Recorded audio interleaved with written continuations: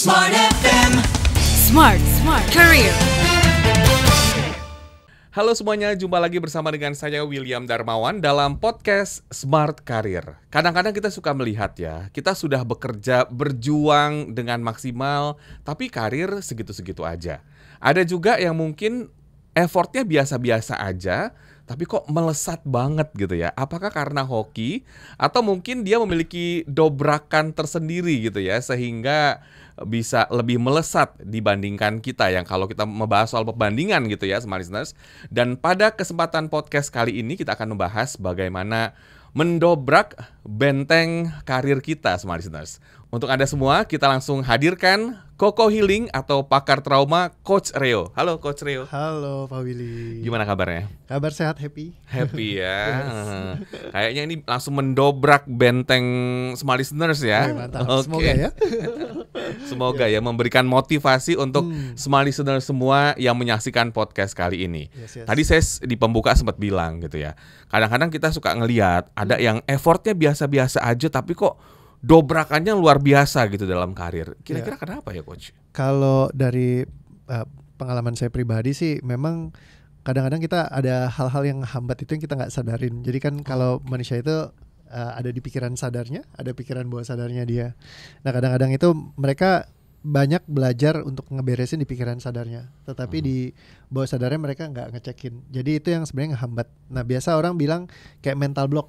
Di sisi mental block itu di sisi mentalnya, itu masih di pikiran kognitif. Tetapi selain dari mental blocknya itu ada keyakinan yang di levelnya mungkin afektifnya dia nyangkut. Jadi bukan cuma sekedar di level pikiran, tetapi level perasaannya. Nah kadang-kadang mereka banyak sekali yang ngalamin konflik pikiran dan perasaan. Misal contoh kalau datang ke seminar misalkan ya, semangat nih kayak, yes penghasilan 100 juta per bulan, yes pasti bisa gitu, semangat banget gitu ya. Tapi dalam hati, masa sih dari dulu juga gagal terus gitu kan, kayaknya susah deh buat dapat 100 juta ini. Kemarin 100 ribu aja utang masih belum bayar gitu kan. Nah ketika kayak gitu, jadi doanya itu cancel sendiri. Secara pikiran dia oke, secara bawah sadarnya masih nyangkut. Nah yang di bawah sadar ini yang banyak orang yang nggak ngerti, nggak cracknya sebenarnya. Nah itu yang kita perlu bongkar supaya benar-benar hatinya selaras. Jadi kerjanya tuh enak. Jadi begitu di sini bilang 100 juta pasti dapat. Yang di sini dibongkar isinya, dibedah keyakinan semua isinya. Yakin pasti karena caranya Tuhan itu, Tuhan punya cara yang tidak diketahui manusia. Ya mungkin akan kebuka jalannya ke sana gitu. Tapi ketika dianya sendiri nggak yakin, udah langsung nge-cancel doanya sendiri. Karena begitu dibilang mau 100 juta tapi di sininya mana bisa sih 100 juta gitu. Jadi dia udah canceling sendiri. Nggak selaras. Nah itu yang konflik seperti ini yang sering terjadi. Jadi walaupun mereka secara skill setnya, kemampuannya, makanya banyak kadang-kadang kita ngeliat yang orang lebih pinter, kerjanya lebih keras, usahanya lebih banyak, terus kayaknya potensi tuh dia punya semua. Lengkap. Tapi kok kenapa nggak jadi-jadi? Bisa jadi yang nyangkut di dalam sistem. Nah itu yang bikin mereka jadi nggak ketemu kayak peluang-peluang baik atau nggak bisa eksekusinya kayak gitu. Padahal mereka punya semua kapasitas, kemampuan, networknya punya, tapi nggak bisa dikaryakan dengan baik gitu. Nah itu yang memang kalau bisa diselaraskan itu baru akan optimal banget gitu. Jadi semesta mendekat gitu ya, otomatis biasanya begitu. Yes. Nah, kalau membahas juga tentang apakah ada alat yang mungkin dikatakan bisa menghancurkan benteng penghambat tadi atau mental block lebih tepatnya. Sebenarnya sih tools itu lebih karena kayak kita justru harus nelusurin ke dalam sistem kita sendiri sih. Jadi kalau menurut aku ada banyak buku-buku yang bagus. Jadi kalau salah satu dulu aku direferensikan sama Pak Ipo Santosa waktu aku ikut kelasnya itu bukunya T. Harv Eker. Nah judulnya itu The Secret of Millionaire Mindset. Nah buat aku itu kayak pas aku baca tuh mind blowing banget sih, kayak bener-bener jadi kitab sucinya aku sih yang kalau untuk dalam hal bisnis ya, maksudnya kayak padanan yang sangat bagus sekali. Jadi belajar di sana tuh ada poin-poinnya. Oh kenapa nih orang bisa jadi benar-benar berhasil banget dan konfliknya tuh di mana gitu. Nah kita bisa ngecekin di situ. Jadi akhirnya kita tahu jangan-jangan saya punya nih konflik-konflik pemikiran yang mungkin menghalangi.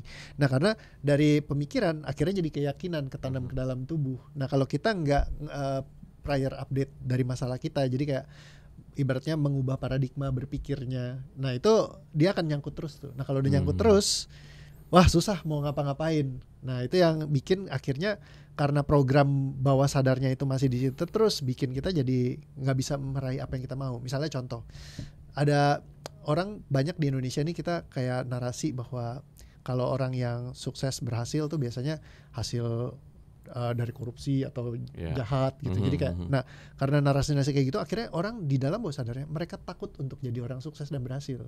Ada sampai segitunya ya. Nah, apalagi kalau orang sukses kayak nanti jadi target, dijahatin sama orang gitu. Lebih baik, wah jangan deh kayak begitu misalnya. Akhirnya jadi bawah sadarnya tuh kalau bisa jangan terlalu kelihatan, jangan menonjol, jangan kaya-kaya amat. Itu pesan bawah sadarnya seperti itu. Akhirnya jadi dia tanpa dia sadarin ngehambat sendiri tuh. Jadi takut mau jadi sukses, takut mau berusaha yang bagus, karena nanti kalau ada apa-apa bagaimana. Nah, akhirnya dia kayak ngehambatin terus. Nah, apalagi kalau misalkan kita sampai banyak banget kalau di salah satu bukunya di Tina Faker dibahas, kalau orang membenci orang kaya, ibaratnya kita nggak bakal mau jadi orang yang kita benci. Jadi kita akan selalu ya menahan diri kita untuk nggak kesana. Akhirnya jadi bawah sadarnya yang konflik sendiri, yang berantem, yang bikin dia jadi sulit banget untuk mencapai keberhasilannya kayak gitu. Nah itu yang terus-terusan kayak gitu sih yang harus dipecahin. Nah, jadi kalau ditanya tadi ngeceknya gimana, ada toolsnya gak? Dari buku-buku mungkin akan membantu. Karena kita jadi bisa mappingin, oh masalah-masalahku di mana aja. Iya kayak gitu. Apa langkah awal ketika kita mengetahui ada yang tidak beres di dalam alam bawah sadar kita? Sebenarnya Pak Willy lebih ke arah kayak kalau masuk pola, itu salah satunya. Jadi kalau misalnya patternnya itu kita kayak masuk lingkaran setan, kok udah usaha gagal lagi. Saya pernah masuk pola yang kayak begitu saya jalanin sesuatu misalnya nih, udah mulai berhasil, udah mau dapetin satu loncatan besar, dia tiba-tiba gagal. Nah terus habis itu berhasil, mau dapetin loncatan besar, dia gagal. Jadi setiap kali mau jump kayak ke level selanjutnya, ibarat kalau level 1, 2, 3, 4, 5, abis itu kita bisa break point ke level yang lebih tinggi lagi, itu selalu jatuh terus. Nah ini masuk dalam pola tuh. Ada yang polanya kena tipu lagi misalkan. Ada yang kehilangan uang yang gak wajar, misalnya tiba-tiba keluarga sakit atau apa segala macam. Tapi polanya tuh terus berulang. Nah salah satu ciri punya masalah bawah sadar adalah pola-pola yang berulang. Atau inversion. Inversion itu kalau ada law of inversion, ya, jadi kan ada law of attraction, gimana orang undang sesuatu yang sesuai dia yang mau. Tapi kalau inversion itu dia selalu mengundang keterbalikan dari apa yang dia inginkan. Nah, misalnya pengennya sukses berhasil, tapi yang ngundang gagal terus. Pengennya laki-laki baik, dapetnya pasangannya yang buruk terus gitu. Nah itu, dan itu masuk dalam lingkaran yang terus-terusan sama. Berarti itu kita lagi ngundang tuh, vibrationnya lagi masuk di tune ke sana. Nah itu kalau nggak di-adjust, dia akan bolak-balik ngundangin hal yang negatif terus tuh dalam sistem kita. Nah itu ya ciri-cirinya lah. Jadi masuk lingkaran setan yang ulang-ulang terus. Vibration ya, menarik ya. Bahwa vibration itu bisa narik apa yang mungkin menjadi pattern atau pola kita. Ya mungkin orang bilang biasa cocokologi, tapi cocokologinya banyak.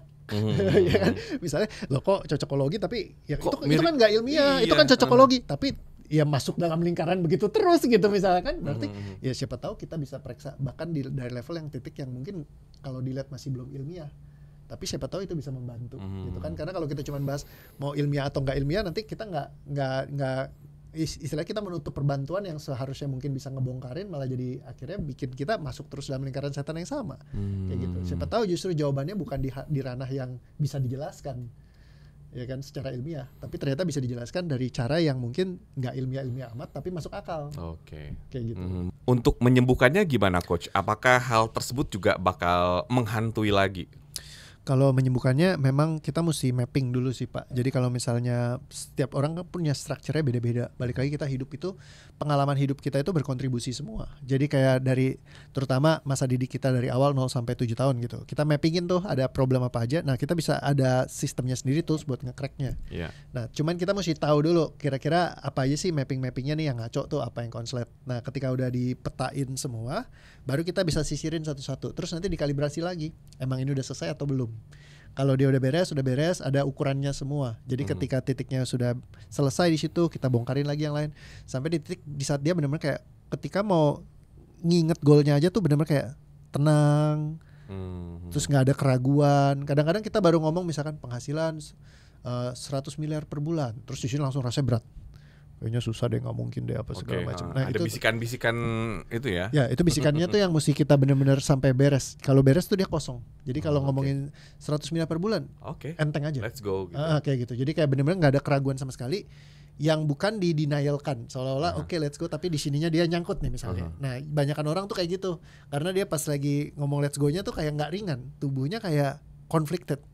mana bisa sih, nggak mungkin lah. Let's go, kayaknya Nggak ada nggak mungkin caranya. deh target Kayak gitu ya. Kayak kemarin salah satu pembicara saya ikut ke seminar gitu, dia bilang ya pas lagi kamu tuh banyak jadi blok karena kamu belum capai aja. Begitu kamu nyampai di sini, kamu baru ngerti, oh ternyata bisa ya saya kayak gitu. Tapi kalau pas lagi belum capai itu, misalnya kita udah break misalnya 100 juta, udah break 1 miliar, udah break 10 miliar, mau break ke 100 miliar misalkan berat banget gitu karena belum capai aja. Kalau udah capai kan kamu kayak kalau kamu nge-track balik sekarang, misalnya kamu udah di level let's say 100 juta per bulan, kamu ngeliat ke belakang ya ternyata mungkin ya 100 juta. Padahal dulu kalau kita ingat kan kita juga kayaknya mana bisa sih gue nyampe di situ gitu kan, nggak bisa lah, gimana gambarannya. Tapi ternyata ada aja jalannya Tuhan buat kita nyampe ke sana kan. Nah jadi sebenarnya kalau kita juga bisa punya keyakinan yang sama di dalam sistem kita 100% ibaratnya kayak selaras, ya itu buat kesana tuh jadi lebih mudah banget karena udah nggak ada resistensi, nggak ada frictionnya lagi. Kayak gitu. Jalannya Tuhan dan semesta juga mendekat gitu ya. Betul. Karena tadi kita sudah selesai dalam diri kita sehingga tidak ada keraguan-keraguan dan selaras gitu ya dengan alam. Yes, true. Wah, setuju banget ya apa yang disampaikan oleh Coach. Terima kasih atas waktunya dan sharingnya. Thank you, Pak Willy. Semoga memberikan banyak manfaat untuk semua listener semua, tentunya dalam kita berkarir dan kehidupan sehari-hari. Anda jangan lupa untuk subscribe channel YouTube Smart FM. Akhirnya saya William Darmawan dan saya Coach Rio Koko Healing mengucapkan terima kasih, sampai jumpa. Thank you. Smart FM. Smart Career. Make your future better.